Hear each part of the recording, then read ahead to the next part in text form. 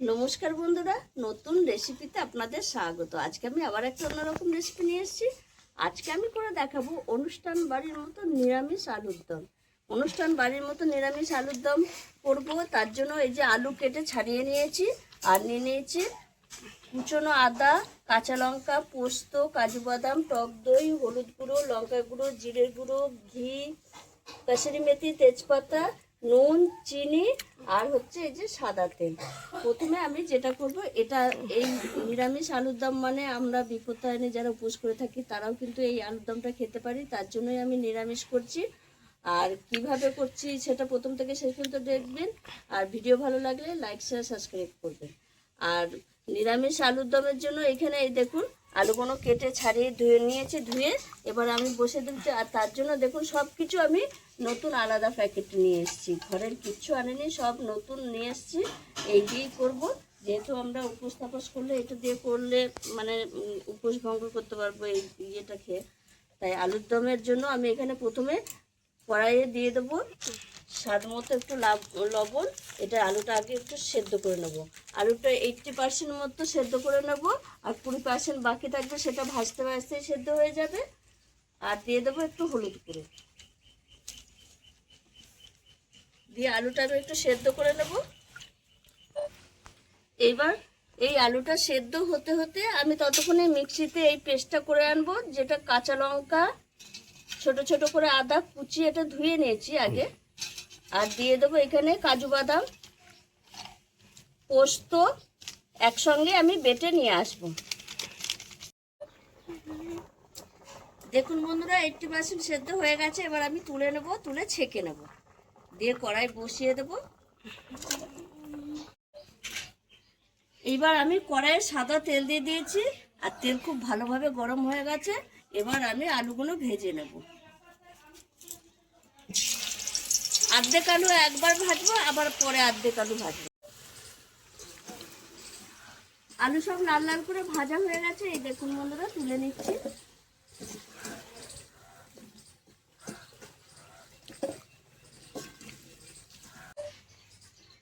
এই যে মিক্সিতে যে পেস্টটা করে নিয়েছি তার মধ্যে আমি দিয়ে দেবো হলুদ গুঁড়ো, লঙ্কা গুঁড়ো, একটু কেটে নিয়ে এটা দাঁড়া, জিরের গুঁড়ো একসঙ্গে একটা পেস্ট করে নেব। আর এদিকে আমি কড়াই গরম হয়ে গেছে, কড়াইয়ে দিয়ে দেবো আমি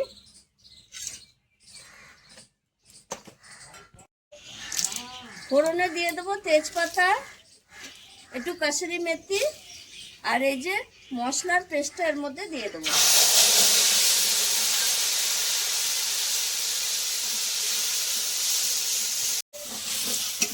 মশলা কষানো হয়ে গেছে, এইবার আমি দিয়ে দেবো স্বাদ মতো লবণ,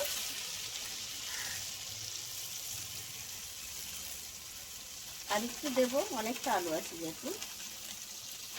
স্বাদ ব্যালেন্সের জন্য চিনি দেবো, এই 1 চামচ মতো দেবো। নিরামিষ যেহেতু আলুর দম একটু মিষ্টি মিষ্টি হবে। এবার আমি দিয়ে দেবো টক দই,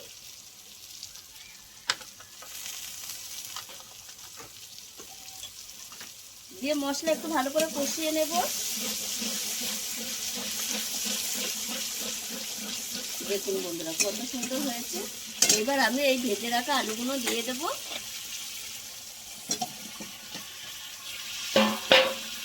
মশলার সঙ্গে এরকম 1 মিনিট মতো একটু নেড়ে চেড়ে জল দিয়ে দেবো। যেহেতু আলুগুলো সেদ্ধ আছে বেশিক্ষণ লাগবে না, এই ঝোলটা একটু ফুটে উঠলে 2 মিনিট মতো তাহলেই হয়ে যাবে।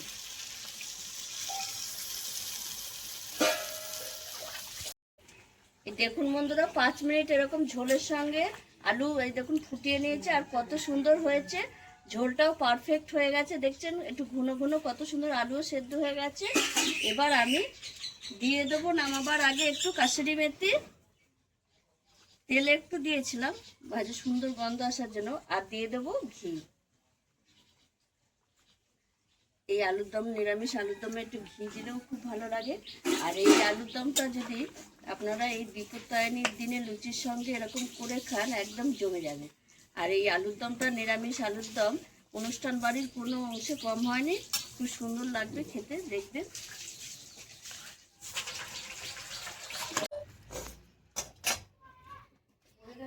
দেখুন বন্ধুরা, কত সুন্দর হয়েছে এই নিরামিষ আলুর দমটা, অসাধারণ লাগে। আর এই ঝোলটা যত, আর যেটুকু ঝোল আছে একটু ঠান্ডা হলে আরও আলুতে টেনে নেবে, আরও সুন্দর গ্রেভিটা হবে, একটু ঘন ঘন হয়ে যাবে। আপনারাও এইভাবে একবার এই নিরামিষের দিনে বা বিপদের উপোস তাপসের দিনে এরকম আলুর দম করে নেবেন, তাহলে লুচির সঙ্গে এটা জমে যাবে। আর এমনি রুটি, পরোটা সব কিছুর সঙ্গেই ভালো লাগবে, ভাতের সঙ্গেও ভালো লাগবে। আর আমি যেভাবে রেসিপিটা করেছি একবার করে খেয়ে দেখুন, অসাধারণ লাগবে। আর আমার এই ভিডিওটি যদি আপনাদের ভালো লেগে থাকে তাহলে লাইক করবেন, শেয়ার করবেন, সাবস্ক্রাইব করবেন। আবার দেখা যাবে।